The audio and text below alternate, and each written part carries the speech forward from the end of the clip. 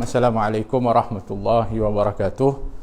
Alhamdulillahi rabbil alamin, wassalatu wassalamu ala sayyidil mursalin wa imamil muttaqin sayyidina wa maulana Muhammadin wa ala alihi wa sahbihi ajma'in, wa ba'du. Alhamdulillah, syukur kepada Allah. Hari ini di antara ucapan yang boleh juga untuk kita sama-sama ucapkan adalah Jumaah Mubarakah, iaitu selamat hari Jumaat yang penuh dengan keberkatan, iaitu saling mendoakan pada hari yang barakah, pada hari Sayyidul Ayyam, hari Jumaat, kerana hari ini hari yang Allah pilih untuk kurnia kepada umat Nabi Muhammad sallallahu alaihi wasallam. Alhamdulillah. Jadi pada hari ini kita insya-Allah sama-sama kita akan sambung kita punya cerita, kita punya sirah tentang Nabi kita Muhammad sallallahu alaihi wasallam. Jadi boleh ambil waktu ni, ajak anak-anak kita, kumpulkan keluarga kita, insya-Allah mudah-mudahan kita dapat untuk manfaat, untuk kita lebih mendekati, mengenali dan mencintai kepada Nabi Muhammad SAW. Jadi hari Jumaat ni memang sebenarnya juga di antaranya kita sangat dianjurkan oleh Rasulullah untuk memperbanyakkan selawat dan salam kepada Rasulullah SAW. Jadi insya-Allah, seperti mana saya ingatkan pada awal dulu, kita sambil-sambil kita dengar ni banyak-banyak selawat. Dan juga yang penting lagi adalah apabila saya menyebut nama Nabi Muhammad atau Rasulullah, maka iringi dengan selawat kepada Nabi. Sama ada kita terus mengatakan ketika kata Nabi Muhammad, kita kata sallallahu alaihi wasallam, ataupun Allahumma salli ala Muhammad, Allahumma salli ala Sayyidina Muhammad. Boleh. Yang penting apabila disebut nama Nabi Muhammad, maka kita berselawat kepada baginda Rasulullah. Sebab Nabi kata, orang yang akan paling hampir kepada aku adalah orang yang paling banyak selawat, dan orang yang bakhil adalah orang yang apabila nama aku disebut di hadapannya, dia tidak berselawat kepada aku. Baik, jadi Alhamdulillah, pada minggu yang lalu dalam sirah yang kita bahaskan, kita dah bahaskan di awal-awal perbahasan kita tentang nasab yang mulia Nabi kita Muhammad SAW. Sedikit sebanyak insya-Allah, kalau kita telusuri daripada perbahasan kita itu, kita dapat mengenali datuk-datuk Nabi SAW yang luar biasa, kedudukan dan juga daripada keadaan-keadaan mereka. Datuk-datuk Nabi Muhammad, sebab memang Nabi Muhammad ini adalah merupakan insan pilihan. Bahkan mereka yang telah pun ditetapkan oleh Allah daripada kelahiran Nabi yang mulia ini, diatur oleh Allah dengan insan-insan yang hebat, yang mana Nabi SAW sendiri menyebutkan kehebatan-kehebatan, baik itu daripada keturunannya, bangsanya, dan juga daripada susur jalur daripada zuriat ataupun keturunannya. Ini adalah merupakan dari kemuliaan yang telah ditetapkan oleh Allah Subhanahu Wa Taala. Dan kita sedikit sebanyak juga mengenali daripada tokoh-tokoh datuk-datuk Nabi SAW tu. Sedikit sebanyak kita dah mengerti betapa hebatnya sebenarnya kedudukan daripada persiapan Allah Subhanahu Wa Taala ketika mana nak melahirkan seorang insan yang mulia. Hari ini insya-Allah kita akan pergi kepada perbahasan tentang kelahiran yang mulia ini, insya-Allah. Jadi bolehlah kita sama-sama perkasakan pengetahuan kita, dan juga dapat untuk kita kongsi khususnya kepada ahli keluarga, sebab Nabi suruh untuk ajar ahli keluarga kita ni tentang Nabi Muhammad SAW dan ajarkan cinta. Kata Nabi, alimu auladakum salasata khisal, ajarkan anak-anak kamu ini 3 perkara. Yang pertama, hubba nabiyikum, iaitu cinta kepada Nabi kamu. Jadi kalau cinta kepada Nabi Muhammad, kita kena kenal Nabi Muhammad SAW. Jadi ini yang kita nak harap dapat ikut sama-sama, kerana kita nak sebarkan cinta ni melalui melalui pengenalan dan kenalkan kepada keluarga, kepada masyarakat kita tentang Nabi kita Muhammad sallallahu alaihi wasallam.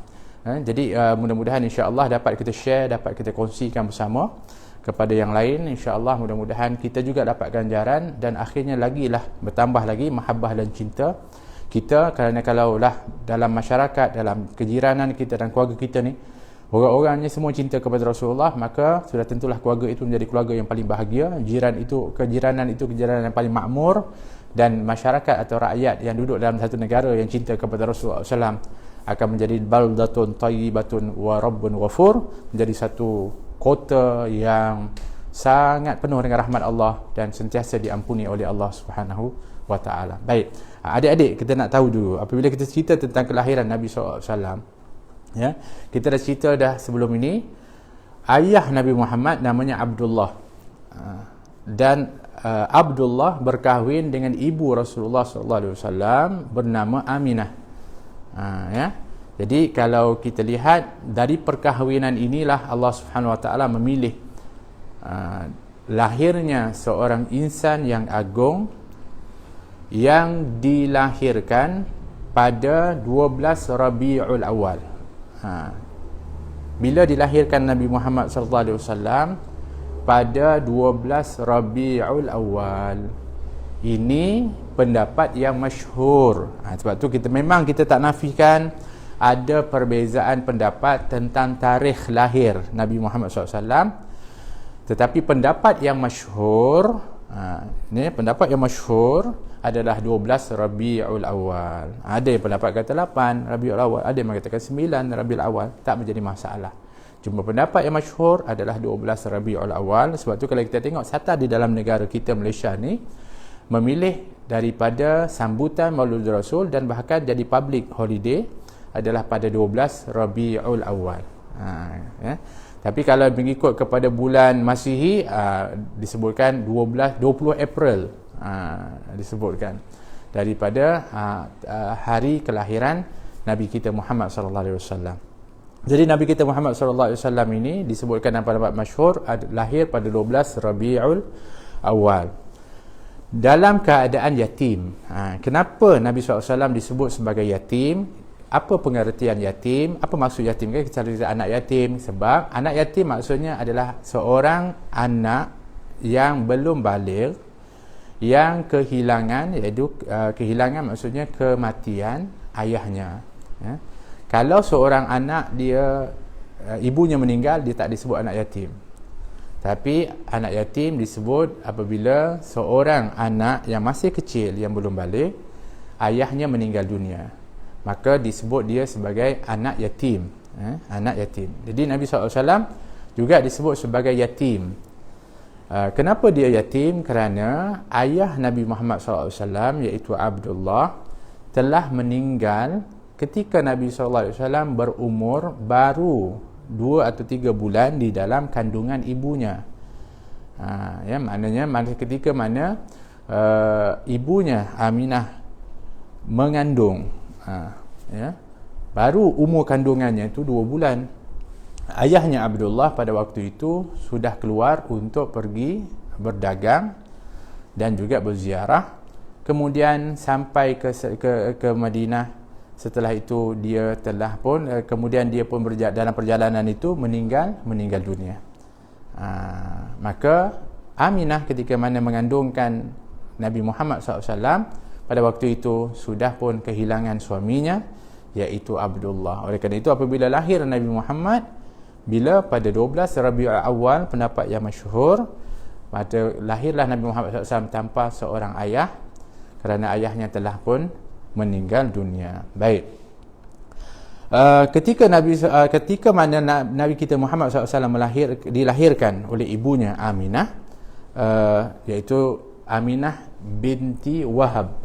Ya, ini adalah nama ibu Nabi Muhammad SAW, dan dia juga adalah merupakan keturunan Quraisy, dan juga dianya adalah bertemu dengan datuk daripada Nabi Muhammad SAW. Maka pada waktu dilahirkan Nabi Muhammad SAW, ibunya Aminah ini tidak merasa kesakitan, tak rasa sakit. Biasanya orang yang melahirkan anak ni sakit betul. Tu adik-adik semua kena faham, ya. Sebab tu kita sangat-sangat diwajibkan dan dituntut untuk menghormati dan berbakti kepada ibu dan ayah kita. Tapi lebih khusus lagi yang perlu untuk kita jaga sungguh-sungguh adalah ibu kita. Sebab tu seorang datang kepada Rasulullah, siapakah yang paling perlu untuk aku berbakti? Maka Nabi mengatakan ibumu. Kemudian dia kata siapa lagi wahai Rasulullah setelah itu? Nabi kata ibumu. Kemudian siapa lagi? Ibumu. Baru kali keempat Nabi mengatakan bapamu. Nabi SAW sebutkan 3 kali bukan bermakna kita kena lebihkan ibu daripada ayah, tidak semestinya, tapi bermakna ibu itu disebutkan adalah kerana besarnya daripada kedudukannya satu, dan juga bagaimanakah keadaannya khususnya ketika mana proses-proses daripada kelahiran dan menjaga, mentarbiah, kasih sayang.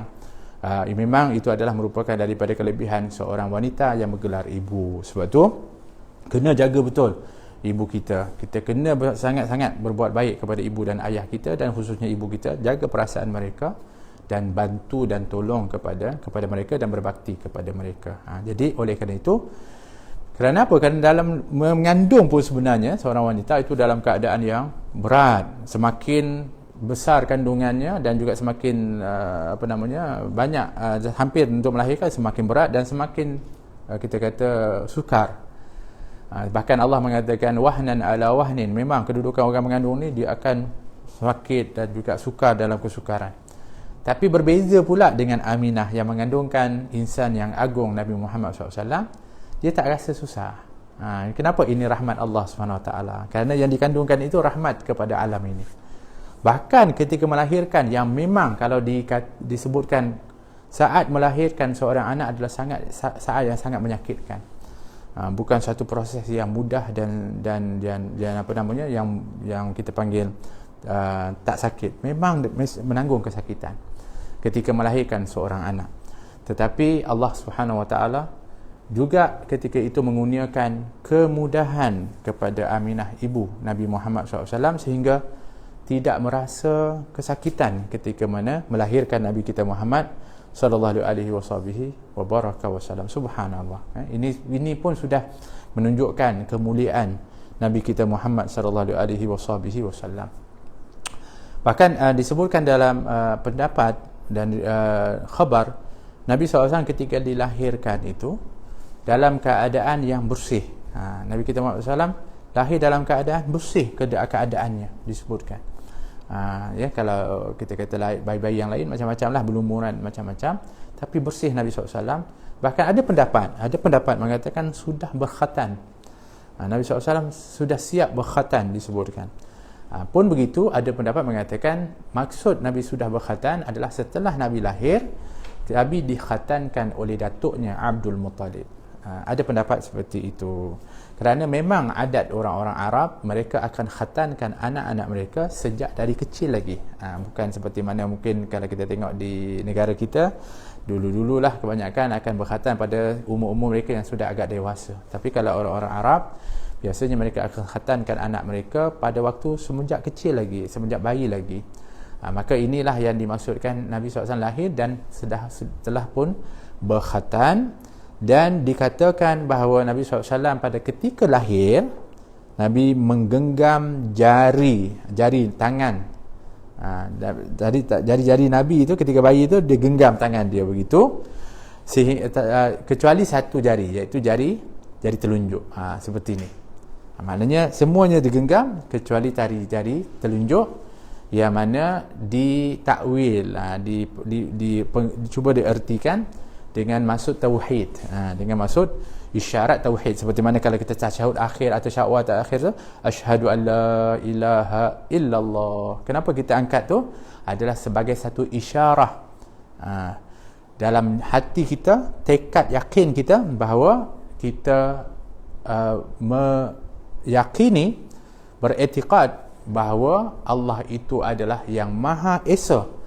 Tiada Tuhan yang berhak disembah kecuali Allah Subhanahu wa Ta'ala, Allah yang Maha Esa, yang mana itu adalah merupakan tauhid, isyarat tauhid disebutkan. Jadi ketika Nabi SAW dilahirkan, dikatakan pada waktu itu Nabi SAW tangannya digenggam dan hanya tali telunjuknya ketika itu yang terbuka, sebagai satu isyarat tauhid. Kerana Nabi SAW memang diutuskan adalah untuk membawa agama tauhid dan juga untuk membetulkan daripada kesyirikan umat pada waktu itu, khususnya orang-orang musyrikin di Mekah. Baik. Pada malam, ni kalau kita imbas pula pada malam kelahiran Nabi SAW. Nabi SAW ini dikatakan lahir adalah sebelum fajar, pada waktu malam lah, pada sebelum fajar. Nabi SAW dilahirkan sebelum waktu malam, iaitu sedikit sebelum subuh. Ketika kelahiran itu berlaku, kita lihat kelahiran ni kelahiran mulia. Sebab tu kalau kita kata bagaimanakah kemuliaan itu, dapat dilihat dengan reaksi-reaksi dan kesan-kesan yang ada pada alam ni, baik itu yang ada di langit ataupun yang di bumi. Kalau di langit, diriwayatkan bahawa para malaikat pada malam kelahiran Nabi SAW, mereka sangat gembira betul, dan bahkan mereka bertasbih, bertahmid, bertahlil, bertakbir pada waktu itu, membesarkan Allah kerana merasa gembira dan syukur kerana lahirnya rahmatan lil alamin Nabi Muhammad sallallahu alaihi wasallam. Adapun di bumi, bagaimanakah cara sambutan kelahiran itu? Sebagai satu keagungan kelahiran yang mulia ini, maka disebutkan yang pertama, berhala yang ada di sekeliling Kaabah itu runtuh. Subhanallah, tiba-tiba runtuh.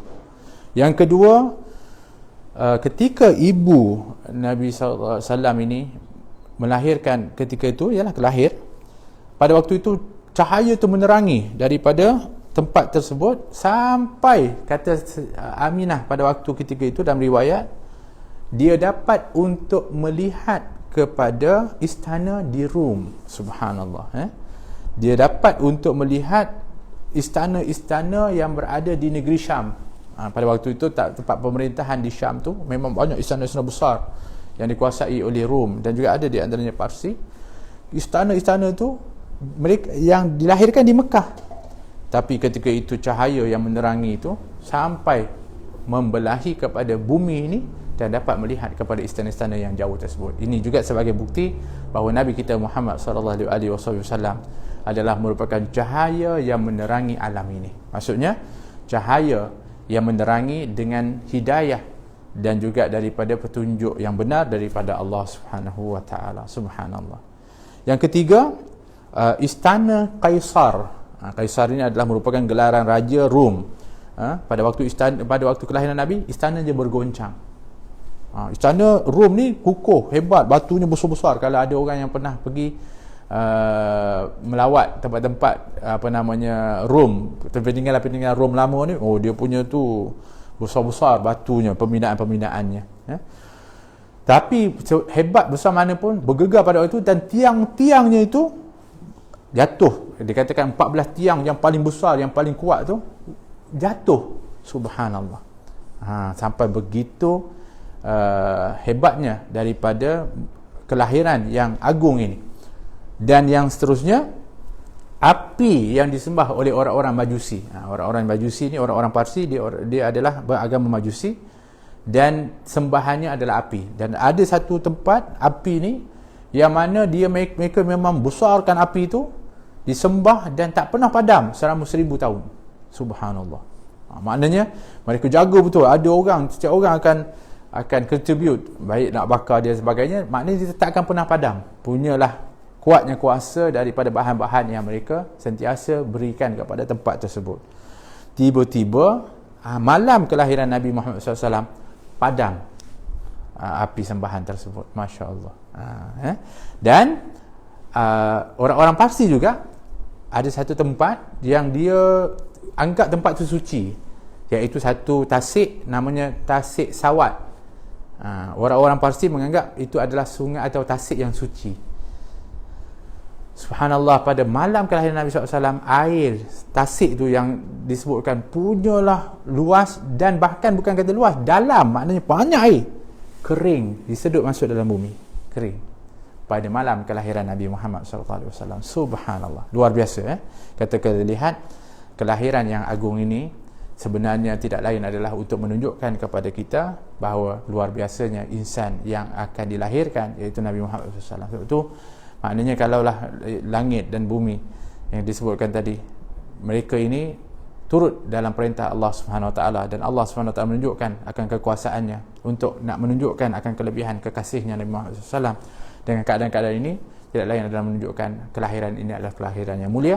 Sebab itulah kalau kita lihat di negara kita sendiri pun dan juga di negara-negara Islam, mereka mengadakan sambutan Maulidur Rasul. Tidak lain juga adalah untuk nak sama-sama mengingati sambutan yang sebenarnya sudah sedia ada pada ketika kelahiran yang awal dulu, iaitu kelahiran Nabi kita Muhammad SAW, yang sudah diraikan oleh penduduk langit dan juga oleh bumi, yang mana kita juga ingin mengambil bahagian mengingati dan memperingati kelahiran Nabi yang agung ini, Nabi Muhammad SAW.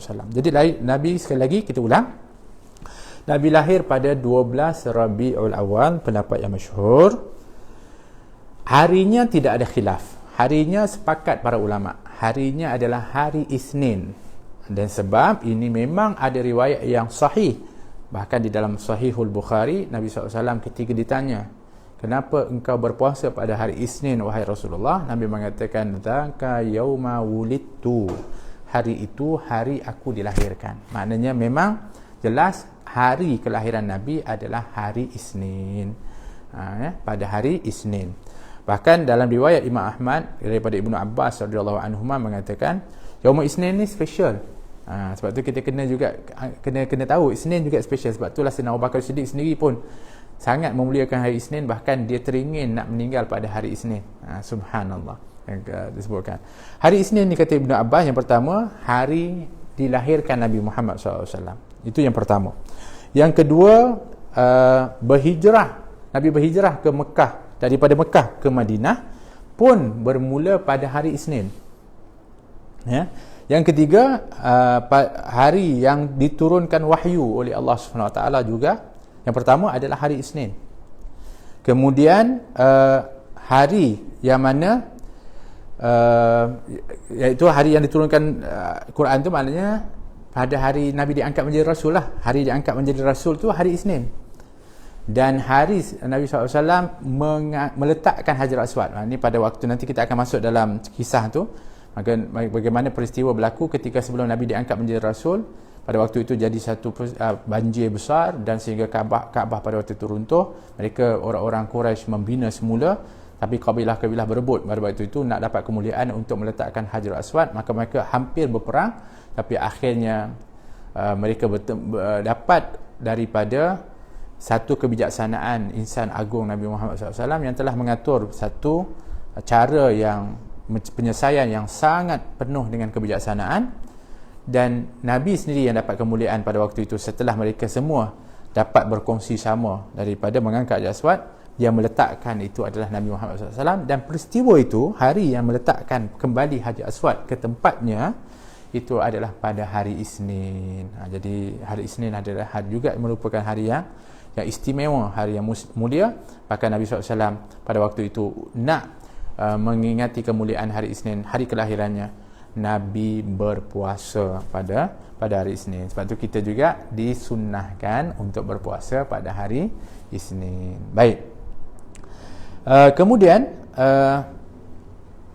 tahunnya kelahiran Nabi SAW ini, tahun kelahiran Nabi SAW ni juga sepakat para ulama, para muarrikh, para ahli sirah, iaitu tahun gajah dia panggil. Dia tak ada tahun, sebab tahun hijrah belum lagi bermula perkiraannya. Pada hijrah, perkiraan bermula pada hijrah Nabi SAW, dan telah ditentukan daripada permulaan itu pada zaman Sayyidina Umar Al-Khattab radhiyallahu anhu. Jadi kalau pada tahun-tahun yang dia nak dikenali, pada tahun-tahun yang sebelumnya dikenali dengan peristiwa-peristiwa besar, pada waktu tahun kelahiran Nabi kita Muhammad SAW, peristiwa yang paling besar yang berlaku pada tahun itu, yang sangat diingati, adalah tahun yang dinisbahkan dengan gajah, tahun gajah, atau dalam bahasa Arab dia panggil Amul Fil. Kan, Amul Fil. Kalau kita kata bahasa Arab, dia tulis Fil. Tahun, Fil, gajah. Sebab tu kita ada satu surah dalam Al-Quran, dia panggil surah Al-Fil. Dan surah itulah cerita tentang peristiwa yang berlaku pada tahun tu. Apa dia yang berlaku pada tahun itu? Iaitu ada seorang gubernur, ada yang mengatakan raja di Yaman, yang mana dia nak menyerang kepada Mekah dan berhasrat nak meruntuhkan Kaabah. Dan ada pendapat mengatakan bukan hanya hasratnya nak meruntuhkan Kaabah, sebenarnya ada misi tersembunyi niat daripada raja ini. Selain daripada dia nak meruntuhkan Kaabah, dengan sebab hasad dengki dia melihat daripada Mekah yang ada Kaabah ni dikunjungi ramai orang, dia sebenarnya juga kerana dia adalah ahli kitab dan mengetahui bahawa tanda-tanda Nabi yang terakhir itu akan dilahirkan pada tahun tu, dan dalam kitab sudah termaktub kelahirannya itu adalah di Mekah, maka di antara misinya adalah untuk menghalang kelahiran itu. Ini adalah merupakan hasad dengki daripada mereka orang-orang Yahudi, orang-orang Nasrani kepada Nabi kita Muhammad SAW. Jadi kerana mereka dah tahu tanda-tanda itu, mereka sebenarnya nak menghalang, sebab tu mereka menyerang kota Mekah. Dan kenderaan yang paling besar yang mereka bawa, dan itu yang kita dinisbahkan kepadanya, adalah gajah. So gajah-gajah, dan gajah paling besar ni dinaiki oleh seorang raja ni, nama dia Abraha.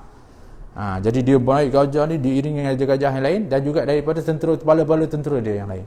Termasuk juga yang tumpang sama adalah orang-orang yang nak berdagang pergi ke Mekah.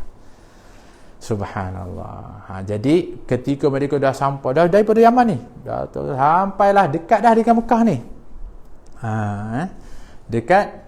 Dekat satu lembah. Kalau sekarang ni orang pergi Mekah Madinah ni, orang pergi Mekah ni, dia ada satu lembah namanya Wadi Muhassir. Wadi Muhassir ni dekat mana tempat dia kalau mudah nak ingat, iaitu di antara Muzdalifah dan juga Mina. Di antara Muzdalifah dan Mina. Kalau orang pergi haji ni dia tahulah mana Muzdalifah, Mina. Kalau orang pergi umrah mungkin dia tak perasan, tapi kadang-kadang rombongan package tu dia akan bawa lah round kawasan-kawasan haji, termasuk dia akan melalui Muzdalifah dan juga Mina. Di situlah ada satu lembah namanya lembah yang disebut dengan Muhassir. Di situlah ketika mana tentera-tentera Abrahah ni dengan gajahnya itu dah sampai kat situ, gajahnya tak nak pergi maju dah, tak nak pergi dah, menghala ke arah Kaabah. Nak pergi sana tak boleh, menghala ke belakang boleh pula, gajah nak jalan pula, nak ke tepi boleh, tapi nak pergi ke arah Kaabah tak boleh, kerana Allah SWT telah pun menjaga. Bahkan gajah ni makhluk Allah, Allah yang tundukkan dia. Maka Allah SWT perintahkan jangan boleh kamu bergerak pun untuk menuju ke Kaabah. Maka tak boleh pergi. Sampai Abraha paksa-paksa tak boleh. Tapi akhirnya kerana mereka masih lagi, walaupun patutnya kalau mereka patah balik, okey kot. Maksudnya mungkin mereka tidak akan ditimpa apa-apa. Tapi ialah kerana kedegilan mereka dan kesungguhan mereka nak juga meruntuhkan Kaabah dan juga nak menghalang kelahiran yang mulia ini, maka Allah SWT telah mengutuskan burung-burung yang pada waktu itu membawa di mulut, di paruh mereka. Burung ni pegang 2 batu dan 1 di paruh, 3. Setiap burung tu bawa apa? Bawa daripada batu yang daripada sumbernya daripada neraka Sijil. Jadi sampai dekat atas tu dah banyak burung tu, ni semua yang dah kumpul ni dilemparkan. Jatuh batu tu semua kena dekat tubuh. Apabila batu tu kena je, terus melubangi kepada tubuh tersebut. Sebab itulah dalam Quran Allah SWT mengatakan faja'alahum ka'asfim ma'kul. Mereka jadi macam daun yang makan ulat. Daun ni kalau dia makan ulat berlubang, makan ulat berlubang. Begitulah tubuh yang kena batu tu, dia tembus. Begitu. Abraha ni gajah-gajah semua sekali kena, termasuk Abraha ni kena. Allah nak seksa dia, nak azab dia. Dia kena tapi dia tak mati terus. Dia sempat untuk kembali ke Yaman disebutkan, tapi dalam perjalanan tu jatuh sedikit demi sedikit dagingnya. Putus sampai ke Yaman, terburai ketika itu, isi perutnya mati dalam keadaan sangat mengerikan. Tidak lain adalah kerana azab daripada Allah SWT, kerana niat-niat yang sangat jahat pada waktu itu, nak menyerang kota Mekah yang mulia, nak meruntuhkan Kaabah yang mulia, dan juga menghalang kelahiran mulia Nabi Muhammad SAW. Maka tahun itu dikenali dengan Amul Fil ataupun tahun gajah disebutkan. Maka Nabi SAW disebutkan 40 hari atau 50 hari selepas itu lahirlah Nabi kita Muhammad sallallahu alaihi wasallam. Masya-Allah ya. Jadi itu nama dia adalah tahun gajah. Baik. Kemudian ketika baik, ini maklumat-maklumat ni penting untuk kita tahu. Jangan sampai tak tahu perkara-perkara yang penting ni, sebab dalam Quran Allah sendiri rakam kisah Al-Fil ni. Selain daripada kita baca surah Al-Fil ni untuk kita mengambil ibrah pengajaran tentang orang yang sombong. Kerana sombong, rasa dia kuat dah, dia bawa gajah besar ni, orang tak boleh halang sebab gajah ni memang kuat, gajah ni memang hebat. Gajah pula kalau gajah yang tu besar-besar, Masya Allah, dia rasa dia boleh langgar Kaabah, dia boleh langgar orang siapa pun. Tapi Allah Maha Besar, Allah Maha Kuasa, dan semua makhluk ini adalah merupakan ciptaan Allah Subhanahu Wa Taala. Maka ini pengajaran yang boleh kita ambil dari surah Al-Fil. Yang keduanya apa dia? Iaitu sifat hasad dengki ni, yang tidak pasti tidak akan membawa sedikit keuntungan, bahkan akan membawa kemudaratan. Sebab tu jangan dengki-dengki dengan orang. Kalau ada orang dapat kelebihan, maka kita kena apa? Kita kena bersyukur. Alhamdulillah dia dapat kelebihan. Mudah-mudahan kelebihan dia diberikan oleh Allah kepada dia itu, Allah SWT berikan rahmat dan kebaikan. Doa baik, bukannya kita dengki kepada dia sehingga kita nak merosakkan kelebihan itu. Kerana kita pun sebenarnya diberikan kelebihan yang lain oleh Allah Subhanahu Wa Taala. Jadi selain daripada kita belajar daripada ayat itu tentang tu, kita juga sebenarnya ketika baca surah Al-Fil mengingati apa? Kelahiran Nabi Muhammad. Sebab tu ada banyak sebab adanya surah Al-Fil ni. Selain tu, kita baca surah Al-Fil, kita sebenarnya sedang diingatkan oleh Allah pada tahun yang kejadian itu adanya kelahiran yang mulia Nabi Muhammad SAW. Itu pun sebenarnya adalah sebagai satu bentuk membesarkan kelahiran Nabi Muhammad sallallahu alaihi wasallam. Baik. Ketika Nabi dilahirkan, ialah kalau orang lahir ni takkan lahir sendiri-sendiri je, mestilah ada orang yang menguruskan kelahiran Nabi SAW. Jadi siapa bidan Nabi SAW? Ketika Sayyidina Aminah melahirkan, ada bidan yang menyambut Nabi SAW. Okey, siapa bidan Nabi Muhammad SAW? Ini kita nak kena kenal. Kita dah kenal ibu Nabi, kita dah kenal datuk-datuk Nabi lah, kita kenal ibu Nabi juga, kita kenal bapa Nabi SAW. Tadi kita kenal juga apa-apa peristiwa yang berlaku ketika tu. Kita nak kenal bidan Nabi Muhammad SAW, iaitu nama bidan Nabi Muhammad SAW adalah Asy-Syifa binti Auf. Asy-Syifa binti Auf. Asy-Syifa binti Auf bin Abdun bin Al-Harith. Asy-Syifa binti Auf bin Abdun bin Al-Harith. Baik. Asy-Syifa binti Auf ini bidan yang menyambut Nabi Muhammad SAW ketika dilahirkan. Satu. Siapa dia Asy-Syifa ni? Mudah untuk kita ingat. Ingat tak ada, atau mungkin kita pernah dengar tak nama Abdurrahman bin Auf? Kita mesti kenal kan? Ada ramai juga yang kenal lah. Abdurrahman bin Auf ni memang terkenal sahabat Nabi SAW, di antara yang diberikan bisyarah kabar gembira dia akan masuk syurga oleh Nabi SAW. Dan dia ni adalah sahabat yang sangat berjaya dalam perniagaan dan sangat kaya, dan seorang yang sangat pemurah betul, Abdurrahman bin Auf. Asy-Syifa binti Auf, walaupun nama ayahnya sama dengan Abdurrahman bin Auf, kerana Asy-Syifa ni kahwin dengan Auf, tapi ayah Syifa ni juga namanya Auf. Maknanya Syifa ni binti Auf adalah ibu kepada Abdurrahman bin Auf.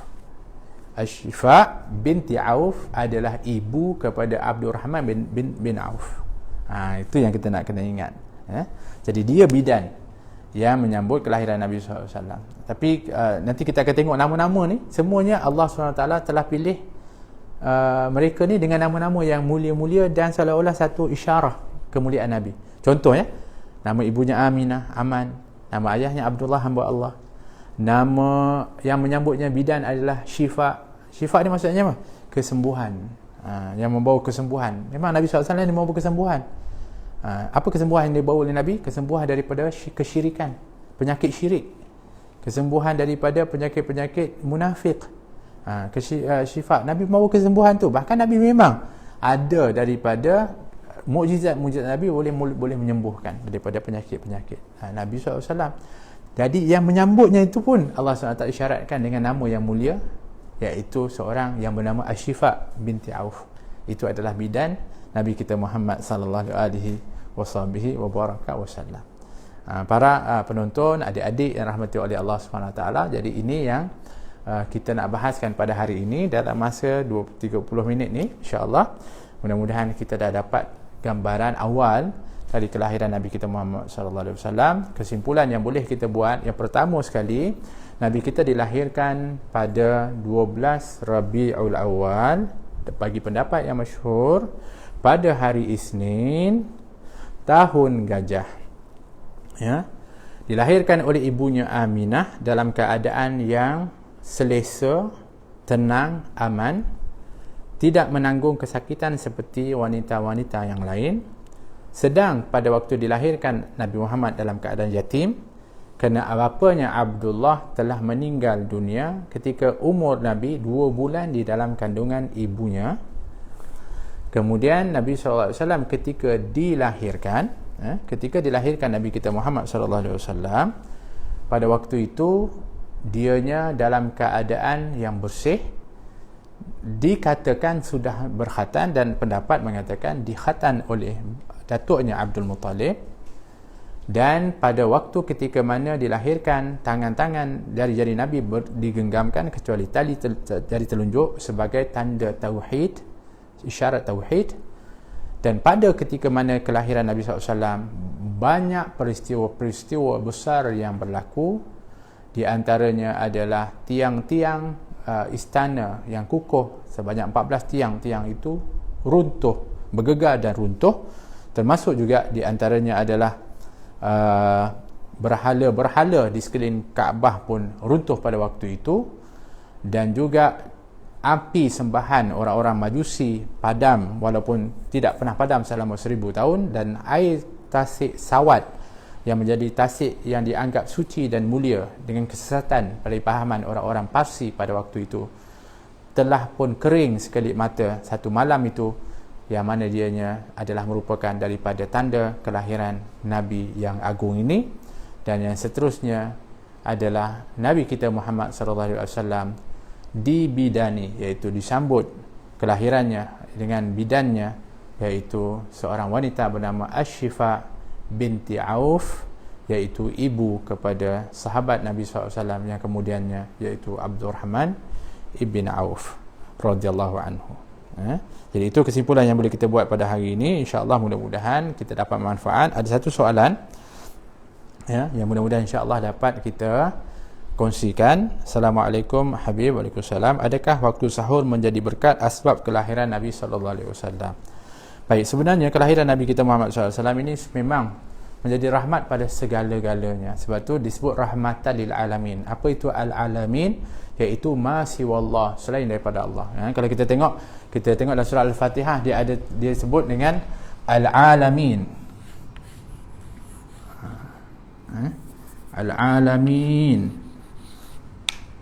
Kan? Al-alamin ni maknanya selain daripada Allah, itulah alam.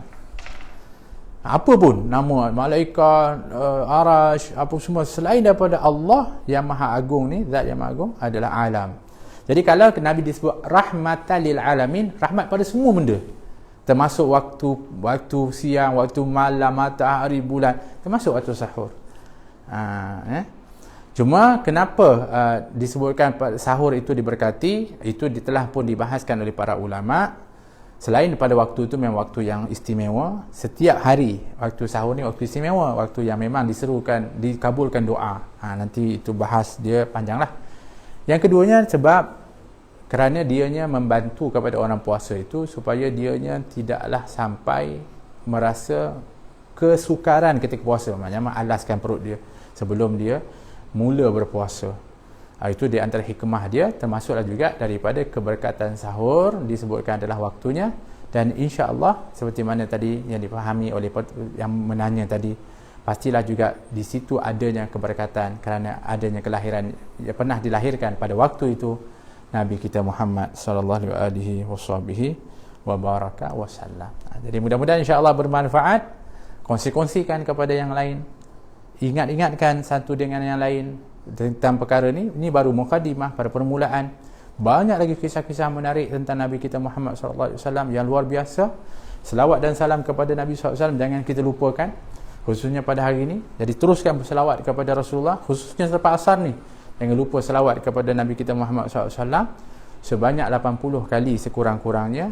yang insya-Allah dalam hadis Nabi mengatakan barang siapa selawat kepada aku pada hari Jumaat 80 kali, Allah jauhkan dia, Allah ampunkan dosanya selama 80 tahun. Jadi jangan kita sia-siakan peluang yang dijanjikan oleh Allah melalui lisan Nabi kita Muhammad sallallahu alaihi wasallam. Jadi mudah-mudahan insya-Allah pada minggu depan kita akan pergi kepada rentetan dari kelahiran Nabi SAW. Bagaimanakah keadaan pada waktu itu di Mekah ketika kelahiran Nabi? Ada luar biasa. Macam mana perasaan orang yang berada di sekeliling kelahiran itu, termasuklah Datuk Rasulullah SAW Abdul Muttalib, bagaimana kegembiraan dia, bagaimana kegembiraan bapa-bapa saudara dia, termasuk nanti yang kita akan tengok yang gembira ni, ni kita kena faham, iaitu Abu Lahab, yang sudah pun ada dalam surah Al-Quran yang Allah SWT melaknat kepada dia, tapi pada waktu kelahiran Nabi dia juga di antara orang yang sangat gembira.